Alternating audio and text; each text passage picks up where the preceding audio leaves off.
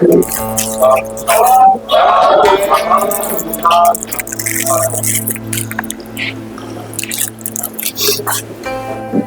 স্বজন, 19তম পৌর মহাসংঘের এই বার্ষিক সম্মেলনে আমি আসতে পেরে আমি বলবো না আমাকে আমন্ত্রণ জানানো হয়েছে। আমি এটা কখনো মনে করি না যে আমি আমন্ত্রিত ব্যক্তি, আমি আপনাদেরই জন। আমি প্রত্যেক মানুষের যারা ভারতের মূল্যবাসী আন্দোলনের সঙ্গে যুক্ত, আমি তাদের জন। যে বিষয়টি নিয়ে আলোকপাত করার কথা বলা হয়েছে সেটা হচ্ছে পৌর আন্দোলন এবং বহুজন আন্দোলনের সমন্বয়ের সাথে। আমি মাননীয় সভাপতি, প্রধান অতিথি এবং আমার সামনে বসে আছেন গুণীজনদের শ্রদ্ধা জানিয়ে দুটো বিষয়, একটা হচ্ছে পৌর আন্দোলন আর একটা হচ্ছে বহুজন বিষয়। তা আমি বহুজন দিয়ে শুরু করি, তারপরে পৌর আন্দোলনে আসলে বোধহয় সমন্বয়ের সাধনটা সঠিকভাবে হবে। আসলে বহুজন কনসেপশন ভারতের কনসেপশন।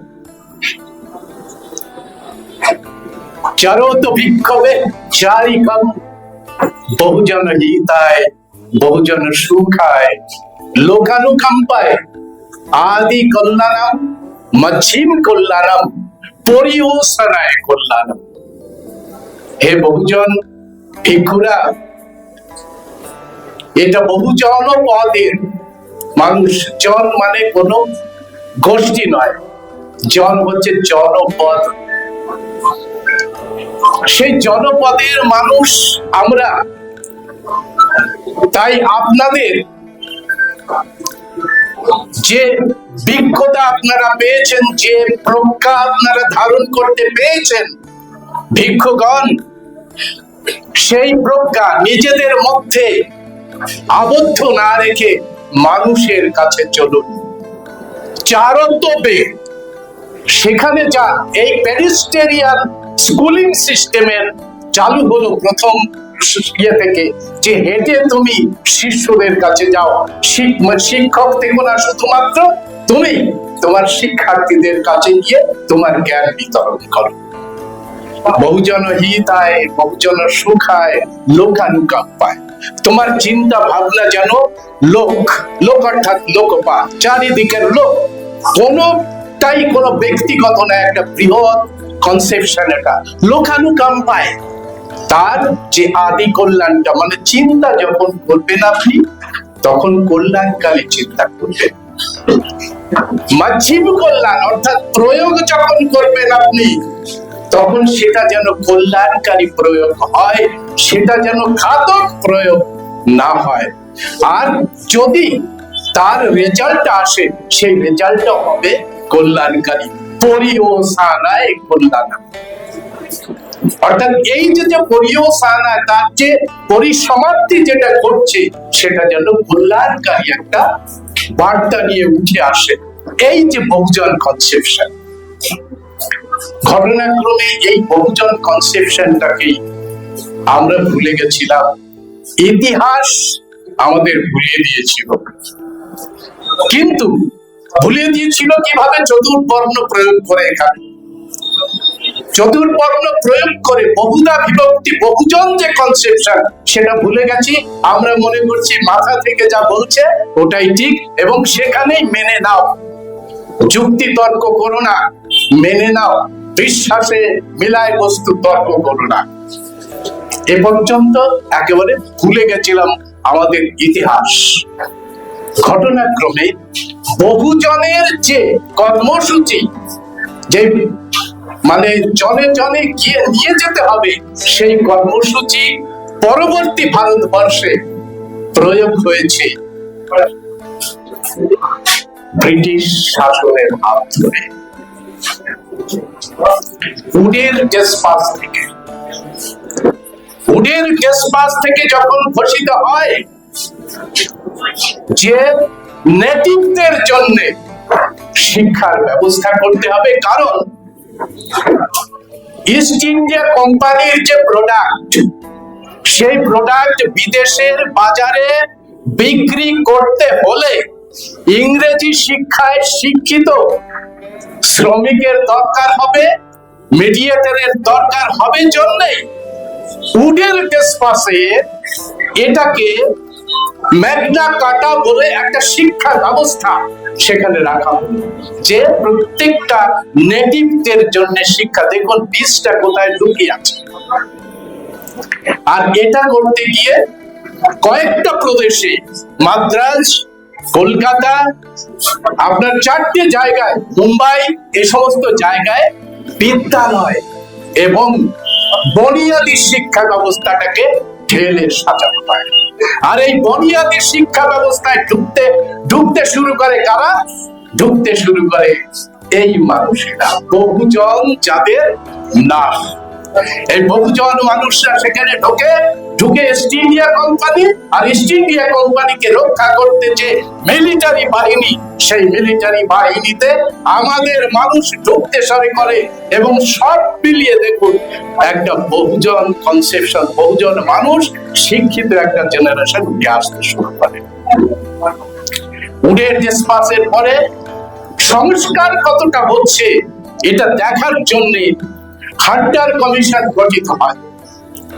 আমি মাননীয় সনদাকে বলবো, হান্টার কমিশনের যিনি উপদেষ্টা হিসেবে এসেছিলেন দুটো মানুষ, মহাত্মা জ্যোতিরাও ফুলে এবং তার স্ত্রী সাবিত্রী ফুলে, যারা ব্রিটিশ পার্লামেন্টে গিয়ে ভাষণ দিয়েছে। এই ভাষণের মধ্যেই রয়েছে রাজনৈতিক, শুধু সামাজিক নয়, রাজনৈতিক দূরদৃষ্টি। সেখানে তিনি দাবি করেছেন প্রপোর্শনাল রিপ্রেজেন্টেশন, অর্থাৎ যার যত সংখ্যা ভারী তার ততটাই ভাগিদারি ব্রিটিশ পার্লামেন্টে। এবং সেটা সেই সময় আমাদের পলিটিক্যাল পার্টি নেই, না থাকা সত্ত্বেও কিন্তু বহুজন যে কনসেপশনটা, সেই কনসেপশনটা তিনি তুলে ধরলেন এবং শিক্ষান্তে সার্বজনীন শিক্ষা, এককভাবে শিক্ষা নয়, ইউনিভার্সালাইজ করলেন।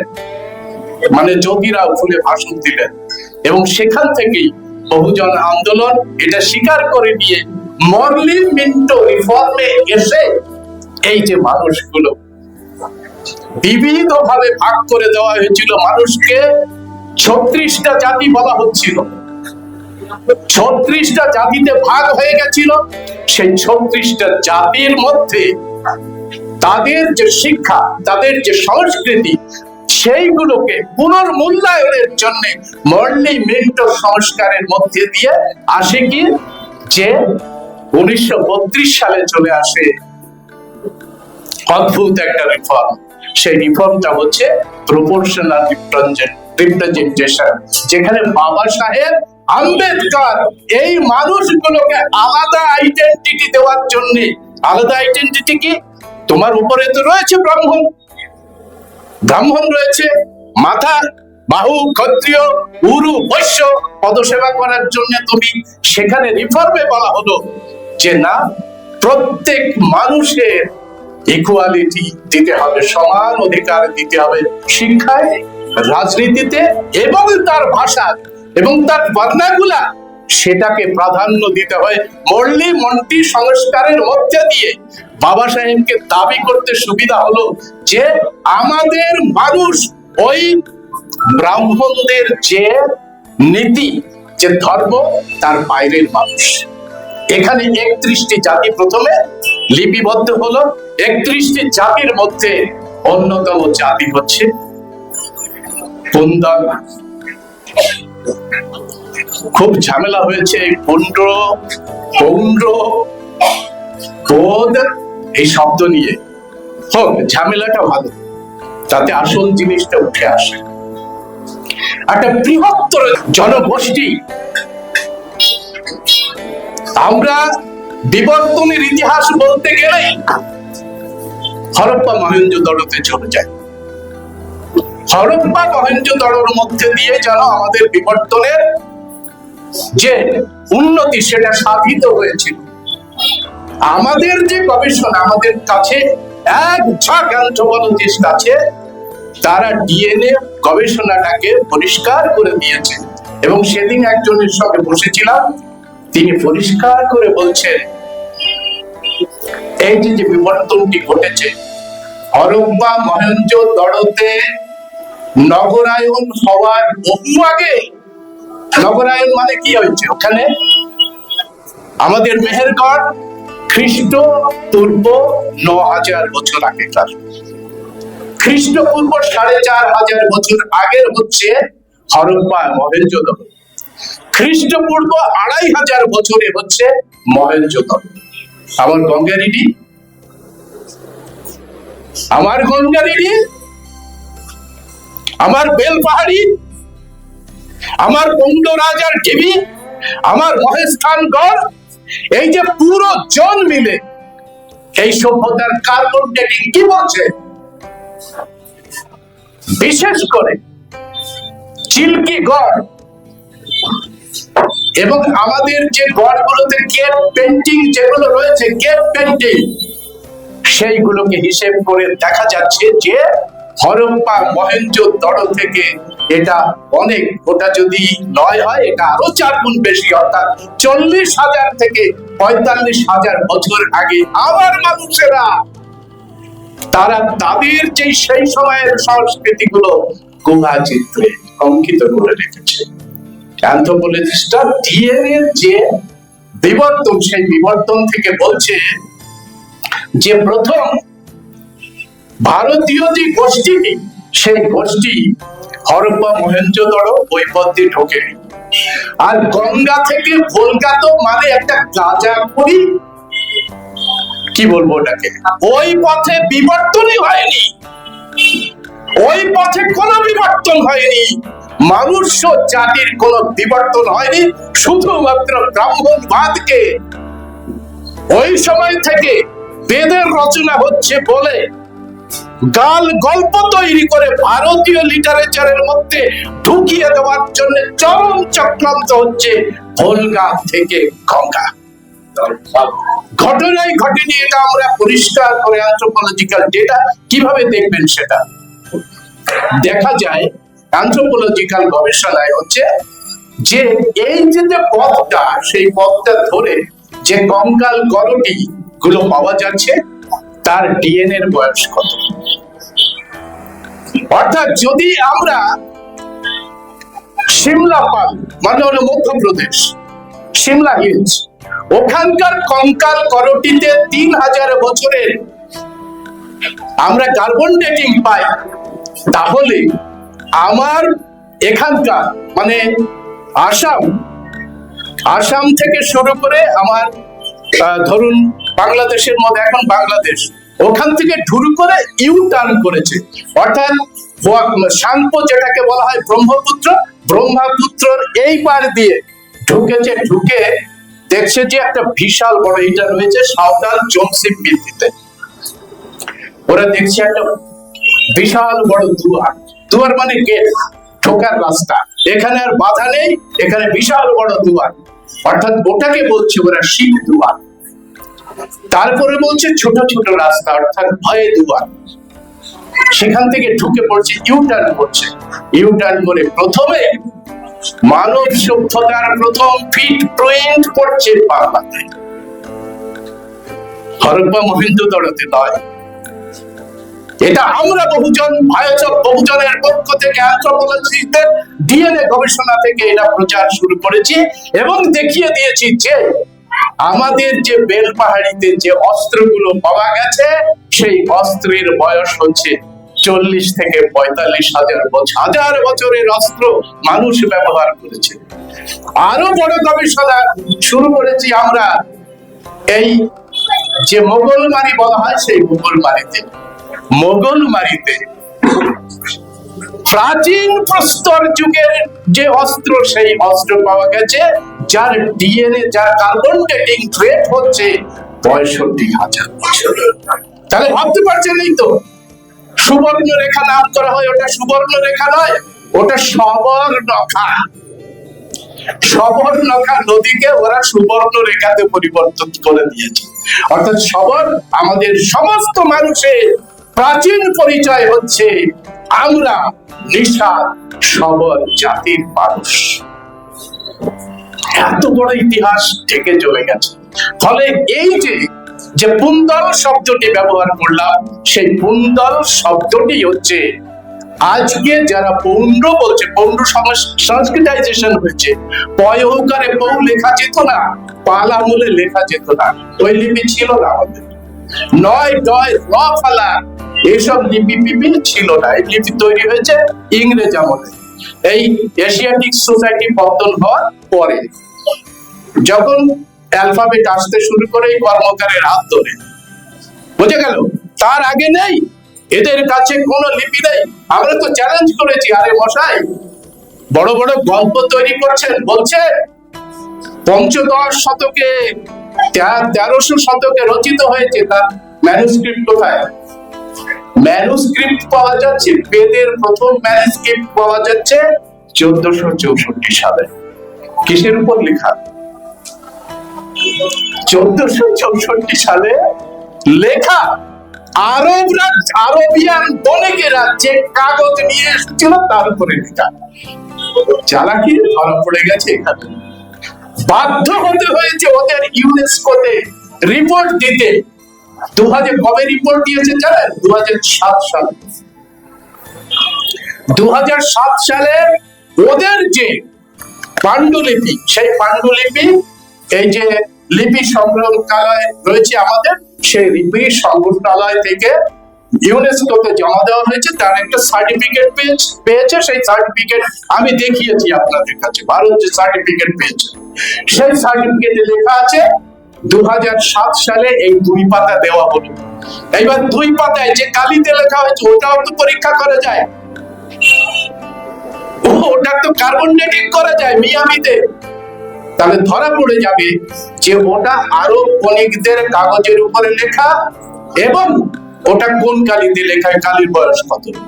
ওরা তো কাগজে লিখেছে, আমাদের মানুষরা পাহাড়ে লিখেছে। তাহলে বুঝুন, গুহা চিত্র থেকে পাহাড়, রক এডিক্ট। রক এডিক্ট কখন? সম্রাট অশোকের সময়। অর্থাৎ সম্রাট অশোকের সময় কাগজ ছিল না, ঠিক? সম্রাট অশোকের সময় কাগজ ছিল না। সম্রাট অশোকের সময় ওদের কোনো ভাষায় লেখা হয়নি। ওখানে চপ্পড় বলে তিনি ভাষা লিপিকার ছিলেন। তিনি যে লিপিতে লিখেছেন, সেই লিপির তলায় লেখা আছে এটা চপ্পড়ের দ্বারা লিখিত এবং এই আখরে লিখিত। এটা ধম্মলিপি না এটা খরষ্টি লিপি, ওটা লেখা আছে। আমাদের ডকুমেন্টেশনে কোনো সমস্যা নেই।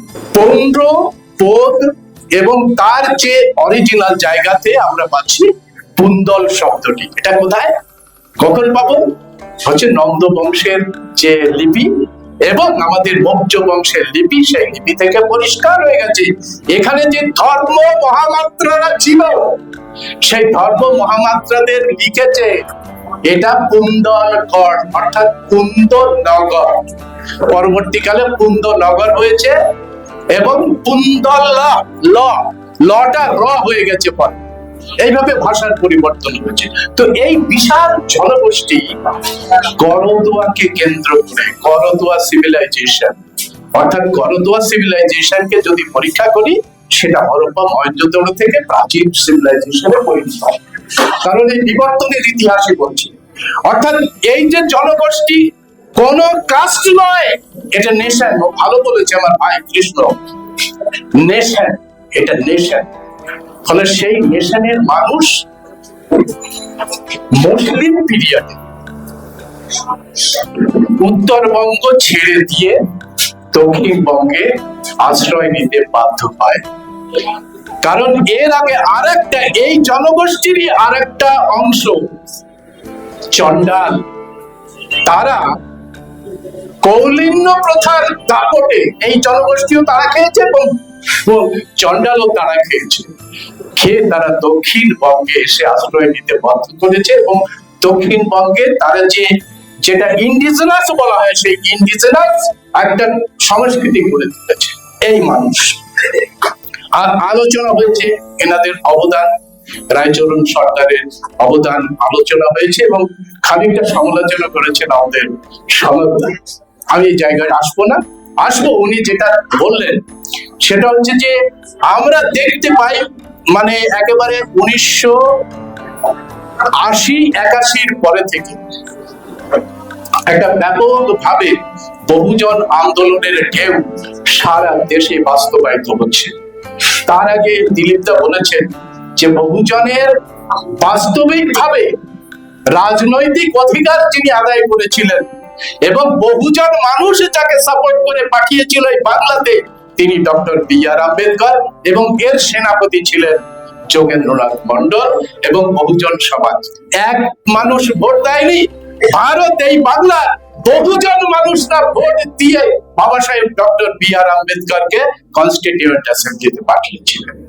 এটা ঢেকে পড়েছিল। এইখান থেকে 50 বছর একেবারেই আমরা কিছুই জানতাম না। এই 50 বছরের পরে আবার ঢেউ তোলেন মান্যবর কাশীরামজি। এবং সব থেকে ভালো লেগেছে কার একটা কথায়, সম্ভবত কারো কথায় ধীরেন্দ্রনাথ মন্ডলের নাম এসেছে। আমি সাক্ষাৎ করেছি, তার 2 ছেলে আছে এখানে গড়িয়াতে। কাশীরামজি পৌরক্ষত্রিয় উন্নয়ন পরিষদে একরাত খাটিয়েছিলেন এবং সেই খাটখানা এখনো আছে। আমি সেই খাটের ছবি তুলেছি ডকুমেন্টেশন করার জন্য। এবং সেই সময় যারা কাছে এসেছে তাদের এক প্রাতঃস্মরণীয় মানুষের নাম হারান সর্দার মহাশয়, ধীরেন্দ্রনাথ মন্ডল মহাশয়। সেই সময় দায়িত্ব নিয়ে কাজ শুরু করেছেন বহুজন আন্দোলনে। এই যে আমার সামনে বসে আছে অনেকে, এবং বহুজন সমাজ পার্টিতে কাজ করেছেন অরবিন্দ হালদারের মতো মানুষেরা, মেঘনাথ হালদারের মতো মানুষেরা। এই মানুষগুলোকে আমি খুব কাছে থেকে দেখেছি, খুব কাছে থেকে তাদের আত্মীয়তার বন্ধন পেয়েছি। সনদদা বলছে, দুঃখ করে বলছে যে আমরা বিচ্ছিন্ন হয়ে পড়েছি জন্য এই যে আটকা পড়ে যাচ্ছে, এই জন্যই বারবার কিন্তু ঢেউ যাচ্ছে। ছোট্ট বন্ধনটাকে ভেঙে চুরে দিয়ে বৃহত্তর জায়গায় সাগর সঙ্গমে মিলিত হওয়ার জায়গা তৈরি হচ্ছে, কিন্তু একটা মাত্র জায়গা থেকে আমরা পারছি না, সেটা হচ্ছে ব্যক্তিগত ইগো, জাতি গোষ্ঠীর ইগো। জাতবাদকে যদি আমরা না ভাঙতে পারি, জাতবাদের যে বিষাক্ত যে বর্জ্য, সেই বর্জ্য যদি আমাদের মগজ থেকে ইনো থেকে আউট না করতে পারি, তাহলে অ্যানিহিলেশন অফ দি কাস্ট হবে না, আমরা মিলতে পারবো না। আমাদের আসতে হবে হয় বহুজনের মধ্যে দিয়ে, যেটা করে গেছেন মান্যবর কাশীরামজি, এবং না হলে আসতে হবে আর একটা কনসেপশন উঠে এসেছে, মূল নিবাসী কনসেপশন। সেই কনসেপশনের মধ্যে দিয়ে আমাদের একত্রিত হতে হবে। এবং এই কাজটা কিন্তু সনদদা শুরু হয়ে গেছে, হতাশার কোনো জায়গা নেই। 2018 সালে কলকাতায় নীলঝড় দেখেছে বাবা সাহেব ডক্টর বি.আর. আম্বেদকর। তার সংবিধানের মধ্যে দিয়ে যে প্রপোর্শনাল রিপ্রেজেন্টেশন দিয়েছে শিক্ষা, সংস্কৃতিতে, আপনার চাকরিতে, ব্যবসাতে, বিভিন্ন জায়গায়, রাজনীতিতে, সেটা ভেঙে দেওয়ার চক্রান্ত করছে এই মনোবাদী সরকার। এবং বারবার আমাদের সামনে উঠে এসেছে। 2018 সালে ঢেউ শুরু হয়েছে। ফলে একমাত্র আমাদের যেখানে সব বাধা শেষ করে দিয়ে এক জায়গায় নিতে পারে, সেটা হচ্ছে কনস্টিটিউশনকে ভেঙে দেওয়ার চেষ্টা করছে ওরা।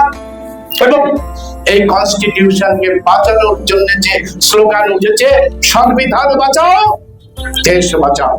সংবিধান বাঁচাও, আমাদের যে সত্তা, জাতি সত্তার অধিকার গুলোকে বাঁচাও। কারণ প্রপোর্শনাল রিপ্রেজেন্টেশন এবং সামাজিক ন্যায়ের কথা সেখানে রয়েছে।